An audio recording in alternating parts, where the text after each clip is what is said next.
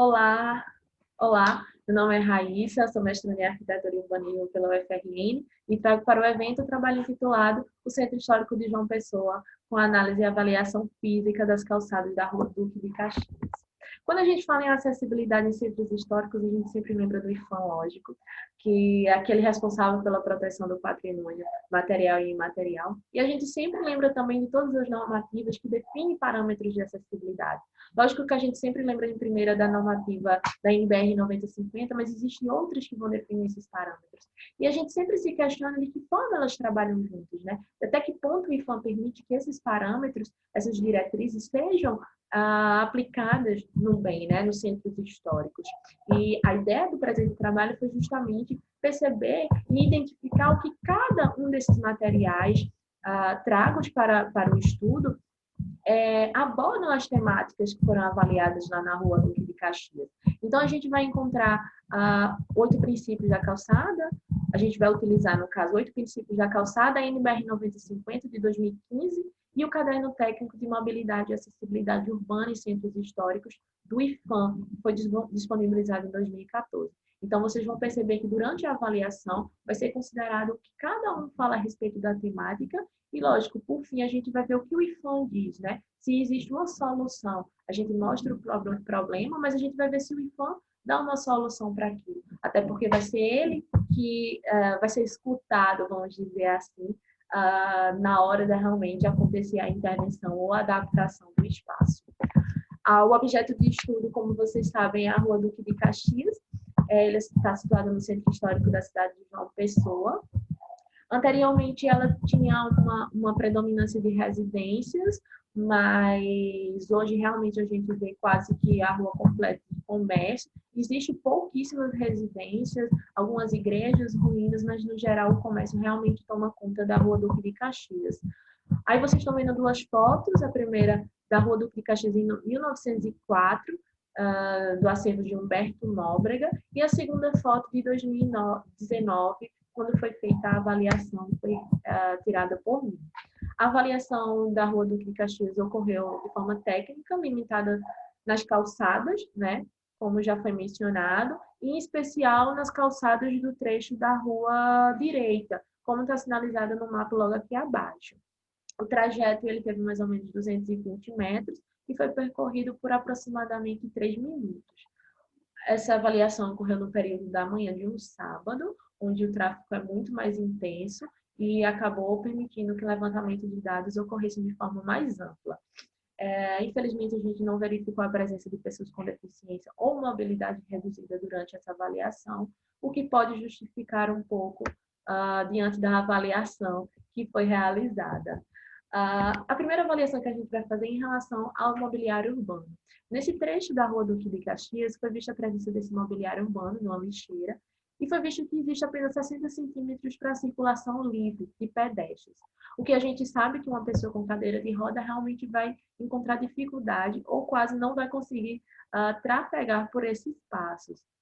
E, além disso, também foi vista a ausência de sinalização de alerta, né? Sinalização tátil de alerta, para uma pessoa com deficiência visual, por exemplo, poder identificar que aqui existe essa barreira.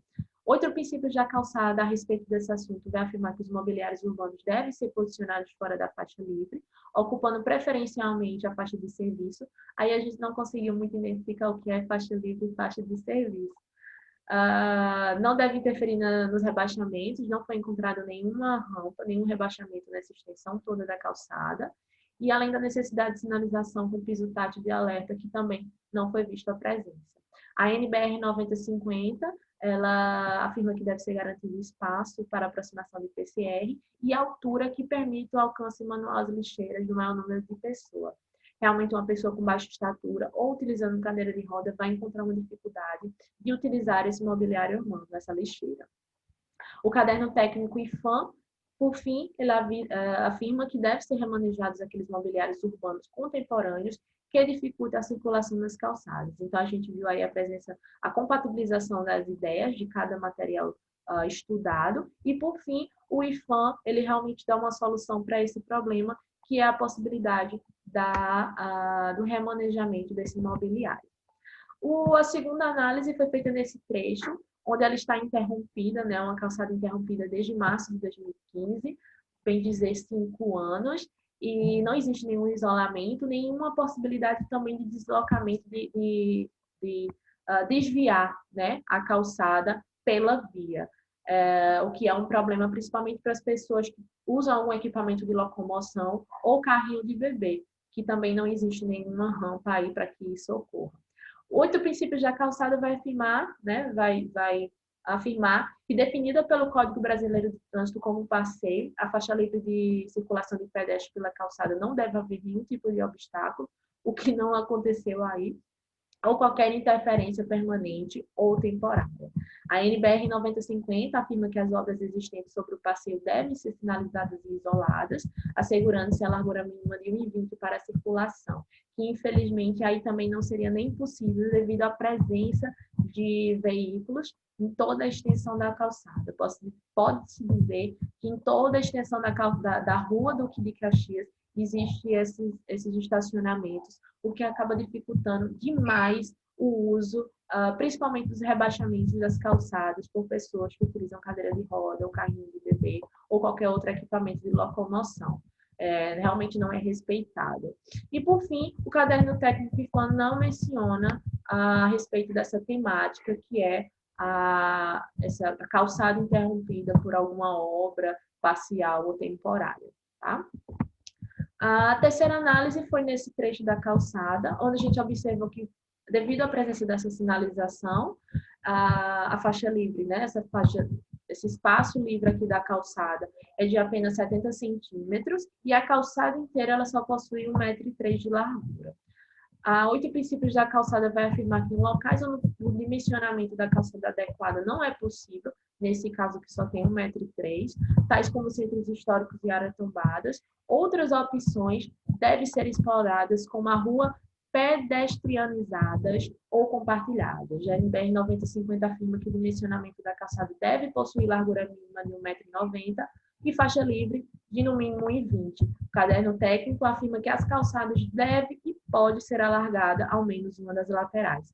Mais algum caso que a gente viu que realmente o IFAM ele está de acordo com o que os outros materiais disponibilizam e encontra-se uma solução para esse problema do dimensionamento da calçada.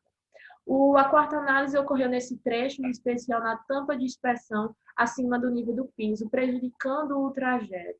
O 8 princípios da calçada afirma que as tampas de caixas de inspeção devem estar totalmente niveladas com o piso e a alocação das caixas de inspeção na faixa de serviço, né? A alocação das caixas de inspeção da faixa de serviço.